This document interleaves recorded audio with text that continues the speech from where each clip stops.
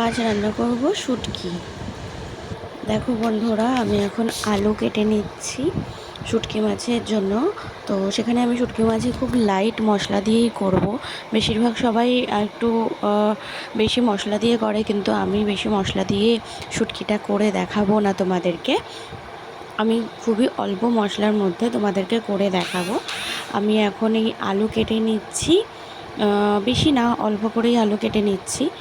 আর একটু রসুনও কেটে নেব এরপরে। তারপরে আমি শুটকি মাছটা করে তোমাদেরকে দেখাবো যে কতটা মশলা ছাড়াও শুটকি মাছ রান্না করা যায়।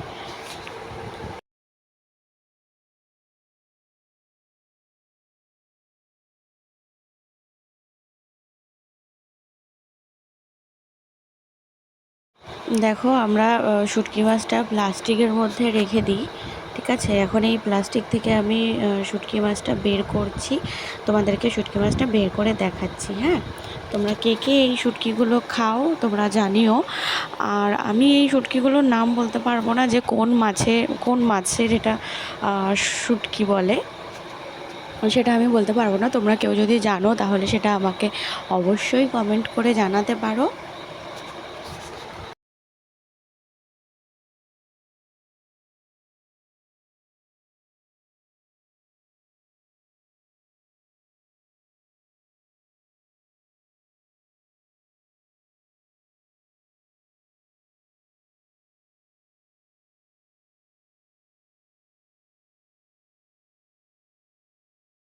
শুটকিগুলো আমি ঠিক এরকম সাইজের করে কেটে নিয়েছি, আমরা বেশি বড় বড় রাখি না।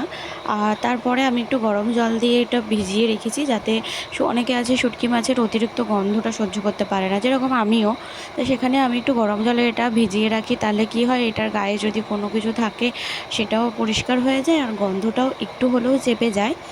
আর শুটকি মাছটা ভালোভাবে পরিষ্কার করার জন্য গরম জলটাই বেস্ট আমি মনে করি, তাই আমি গরম জল দিয়ে শুটকিটা ধুই। তারপরে আমি একটু হলুদ নুন মাখিয়ে নিয়েছি। এবার শুটকি মাছটা আমি তেলের ওপর ভেজে নেব। ভেজে নেওয়ার পরে আমি খুব ভালো করে এটা একটু লাল লাল লালচে লালচে করেই আমি ভেজে নেব।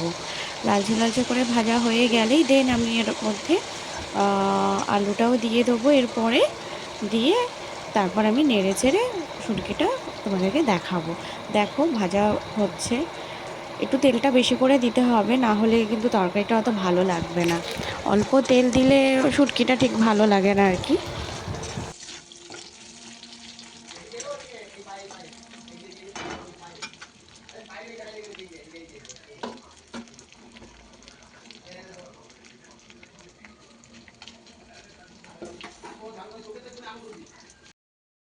আমি একটু রসুন থিতো করে নিয়েছি, শুটকি মাছটা ভাজা হয়ে গেছে, তার মধ্যে একটু রসুন থিতো করা ওটা ছেড়ে দিয়েছি। এবার আলুটা দিয়ে দেবো আমি। আলুটা একটু আলু ভাজার মতন করে কেটেছি, কারণ এটা না পাতলা হবে না মোটা হবে, একটু ঝাল ঝাল হবে, গা মাখা হবে হালকা, সেই কারণে আমি এভাবেই আলুটা দিই আর কি।